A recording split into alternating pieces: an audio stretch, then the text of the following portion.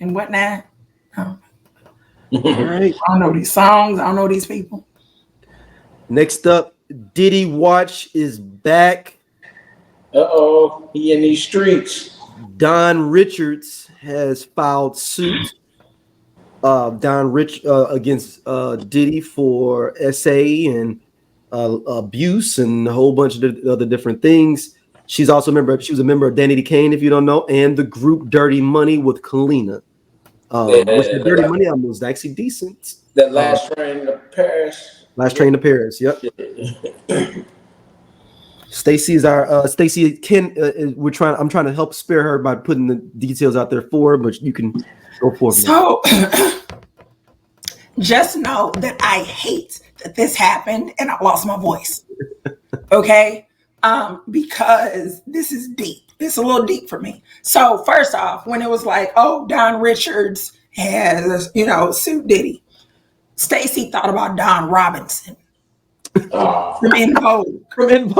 Listen, because when you typed it, you was like, oh yeah, Don, and I'm like, oh shit, and so in my mind, I'm thinking of Don Robinson from In Vogue, and I am ready for the story. Okay, I want to know what happened. But then it's like, oh, wait, no, Don Richard. Oh, no. So now, not to say that I wasn't. Yeah. To be clear, if either of the women, I would still feel the same way. But again, I thought it was Don Robinson versus Danity Kane. So Diddy was sued federal court Tuesday by Don, who is alleging that he groped, assaulted, and imprisoned her and threatened her life when she tried to intervene in defense of his then girlfriend, Cassie. She also alleges in a lawsuit that she is owed several $1 million in unpaid wages from her time with Danity Kane and another group founded by Combs, which Dirty Money. She is requesting a jury by trial. All right. Her attorney, Lisa Bloom, said in a statement on Wednesday that we will not rest until we achieve full and complete justice for Dawn in this case. Now, this is why I'm mad and my voice is leaving, because Lisa Bloom, everyone that is listening, I need you to Google who Lisa Bloom is. Lisa Bloom is an attorney. Lisa Bloom was known for advising Harvey Weinstein during leading up to some of the sexual assault allegations. She also offered to represent some of the women who accused Donald Trump of sexual assault.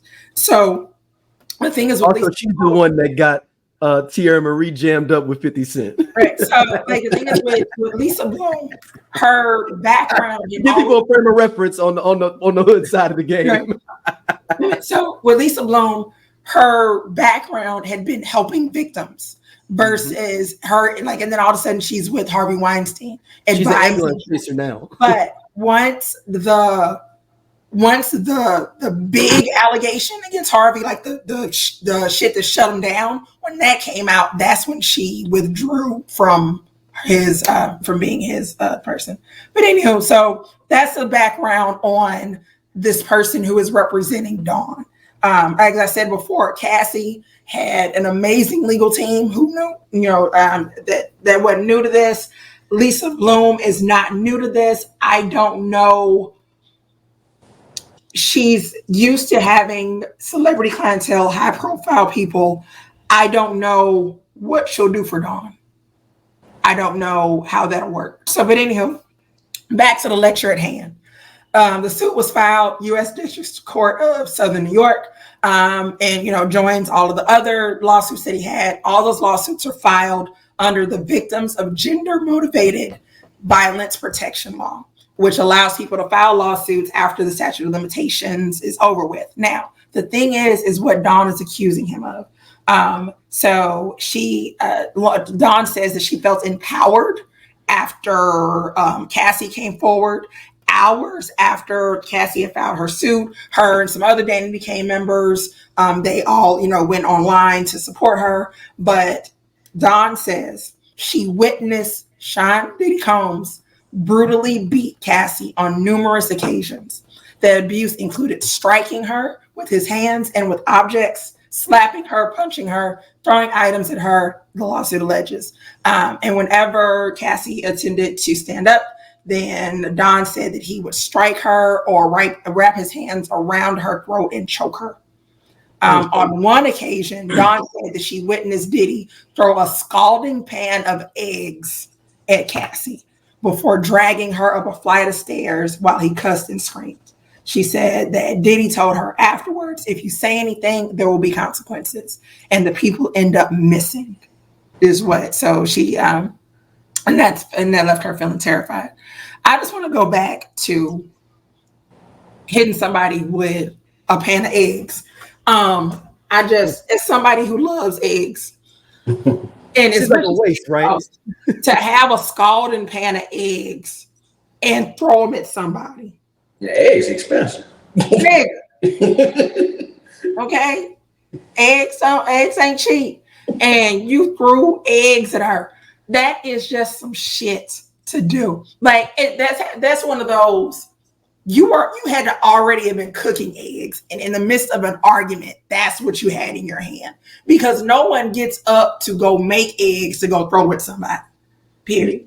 Even with old girl with Al Green and a hot grit. Well, actually, didn't she go down to make the grits? Yeah, I think she made them because he was laying down. Right, I think she got up to go make the grits. Mm-hmm. And then come back and throw them on. So again, well, maybe he did get up to go make eggs and throw at her, but I just feel like of all the things that you could throw at somebody, eggs wouldn't be the thing that I would go do. But anywho, long story short, like I said, she's asking for money that is owed to her. And she also names Harvey Pierre, longtime president of the record label and various record labels as defendants. She alleges that she is owed $3.3 million in unpaid wages, salaries, and royalties from her time with Danity Kane, and $1.5 million in unpaid compensation from Diddy, Dirty Money. So, and then she also stated that during auditions for Making the Band, he spoke to females contestants in a hostile, condescending manner, calling them fat, ugly bitches and hoes, and we knew that. Like we knew that. We saw the G-rated version on MTV. Right, like we already knew that. So, but the money that she is owed, this goes back to Audrey, who told us last year. Yep. When they got that offer to get their money, to get their masters, Audrey said, fuck that. No, it's a small amount of money. I'm not going to get everything, and I'm not signing that damn NDA. And I hope that the other girls don't do it either. That's what she said. So I don't know if Dawn took whatever she got last year, right? We are going to assume that she did not because she's filing this suit. Because if she would have signed the NDA, that would act like I don't want to say it would have prevented her from filing this lawsuit because I don't know specifically what is stated in that NDA. But if it whatever it said, I mean, if she would have had to break the NDA or whatever she had to go through, hopefully her attorneys guided her on that. As I stated, she said that she felt empowered after Cassie came out. What did I say when she came out? I said the door has been opened. If I rolled the footage, I said Cassie opened up the door. And more women are going to start walking through that door. Everybody was like, well, she's settled. Don't worry about her settlement. She opened the door for people to walk through it. And this is what's happening now. And I said, it's not going to end well. It's like he had a nice Thanksgiving. Look, no. He's been peeking his head out lately. That's why he peeked his head out a little bit, but I said because it started getting quiet. It started getting quiet. It was cool to come back out. He hanging out. Right. Yeah, so he can't stay low. Yeah, he can't stay low for shit. Can't stay low for shit. He can't stop, won't stop. Yeah. Bad boy 99, take that. So it's like I said, so Dawn won her money, and I do hope that they are able to go to trial. Like I would like to see that rather than it being settled out of court. Like the fact that he would have to stand there in the courtroom and they probably would. They would let him He could try to settle that though. He could still try to settle that. He's gonna. I mean, he can try. And you can always try to settle. You don't have to accept the settlement. Yeah. But what happens? And I think I've talked about this before. And then even with bringing up Lisa Bloom again, there's another white woman that's an attorney, and I can't think of her name right now. And that's gonna drive me crazy. But with a lot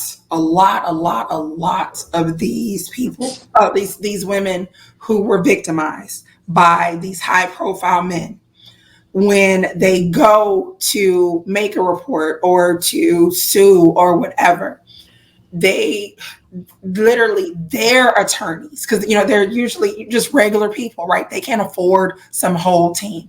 Their attorney will tell them, you won't be able to win this case because it's your word against his. And he has so many attorneys that he can just keep, just keep going. You can't afford to continue to fight this. So you should just settle. And these women, they were usually younger women and trying to be actresses, probably waiting tables during the day and going to auditions at night, all of that. So you tell me, yes, this thing happened to me with him. I can't fight it, but you'll give me $250,000 to settle. And they get that $250,000. And I mean, there's some women who end up using it for therapy or to be able to move out of the state or whatever. But that $250,000 ain't shit. Nah. Like it ain't, like it's not at all. So, and there's so many women who have settled who wish they didn't, because it's like, I settled, I have this money, fine. That doesn't take away what happened to me. Again, I can it's paying for my therapy bills. That's what the money is for. So, like I said, Cassie settled, and look, she has moved on with her life. We ain't heard from her since. We hadn't heard from her before, and then she left. And now with Dawn, I just hope, I hope justice is served, whatever that means. Yeah, whatever that means, I hope that's what happens. Diddy just need to stay. Can he just stay low for 3-4 years? Like, just do that, man. He can't stay low for 3 days. Right, exactly. 3 years? I don't know. Like, come on, man. Like, him staying low, that's like prison. Nigga. And J-Lo single again? He out here. Dang. They saying dang. What'd you say?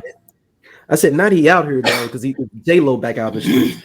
She back with A-Rod, they saying. Yeah, I heard she back with A-Rod. That's right, girl. Go to your old niggas. Keep that number low. It's a redo. Keep that body count low. All right, you just got to revisit. And also the other part about the spin the block is, I know what he does in this bedroom versus I got to go find some new nigga and hope for the best. I know. Hey, this cool ass Scott from the I Love 90s Music Podcast. Hit that subscribe button right now. Like it on the SOLC network. You finna get all the real deal on the 90s, the 2000s, and the splash of that 80s. Do it right now, man, and I'll be your friend.